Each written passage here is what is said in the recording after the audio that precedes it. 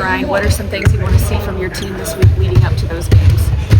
Just same thing we've been preaching for the last couple months: attention to details, execution, focus. Obviously, got to bring the physicality from the start and get out there and just be who we are. When it was decided it was going to be the Warriors, it feels like the prevailing sentiment among Rockets fans was kind of like, oh, here we go again, because of the history in the playoffs. Played the Warriors in the 19 finals. I know that, it's a different Warriors team, but what lessons can you take from that? And can you kind of sympathize with, like, the trauma that the Rockets fans have gone through against them? No. This ain't that team, and that ain't that team. So it's a different team. We're a different team. They're a different team. It's a new year. With the acquisition they made at the deadline, obviously they've been on the heater. They're one of the best teams in the league over the last few months. We understand that. Respect your opponent, and you got to go out there and lace them up. They still have kind of a central combatant, so to speak, in Draymond Green. Is there anything you're going to tell your guys about managing their emotions or managing going against him? No, I think the guys know what to do. We know who we are. We've had a great year. It's not by accident. It's not by surprise.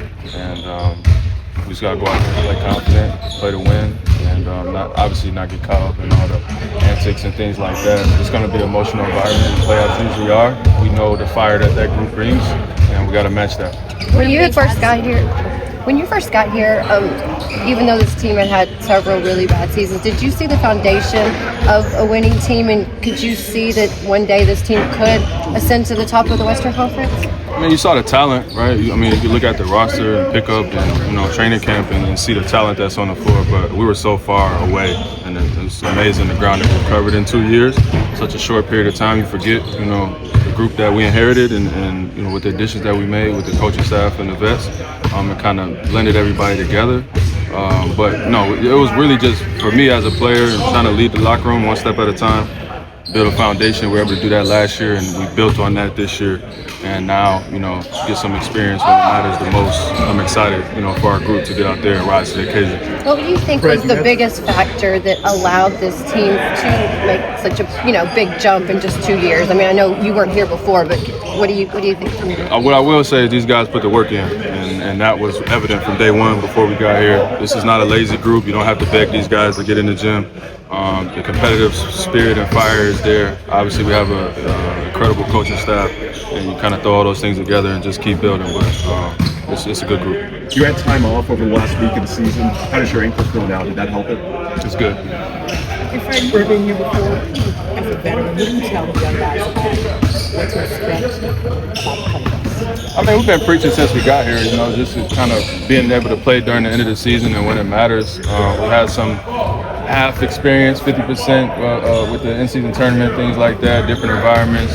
But for the most part, you could tell us 1,000 stories. You still got to get out there in the fight, and that's the only way you gain experiences by going through the fire. And so it's a good test for us. Trey, we asked you a lot of times about the growth that you've seen from the young players over the last 2 years. And what is the growth that you've seen in head coach Gino Udoka over the last 2 years? Well, you can see the trust forming. It takes a lot for a coach to give his trust up to guys, especially young guys, guys who hadn't had much experience, playing at a high level.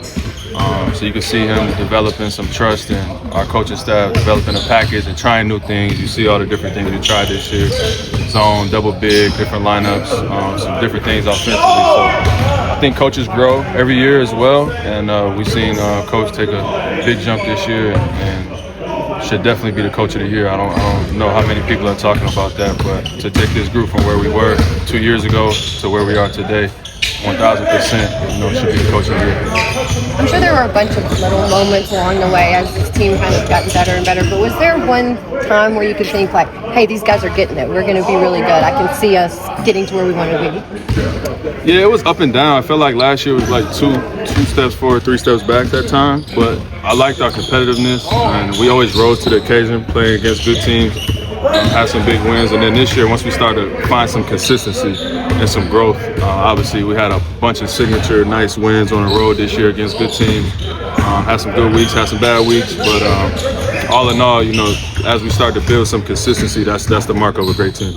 Are you a guy that gives advice to younger players? Like when y'all are heading the playoffs, are you going to go to the guys that haven't been there and say, "Hey, this is a message," or is it just kind of leading by example? How do you lead? A little bit of both. I think, again, we talk as a team. We talk every day. I mean, we're sharing stories. We're watching games. So it's kind of just in the flow. It's not like I'm giving this big motivational speech, in front of the team. But you try to share experiences. These guys ask a ton of questions, so they get to, hear my glory days, war stories that I had. It feels like forever since I've been in the playoffs my damn self. So I'm happy to be back.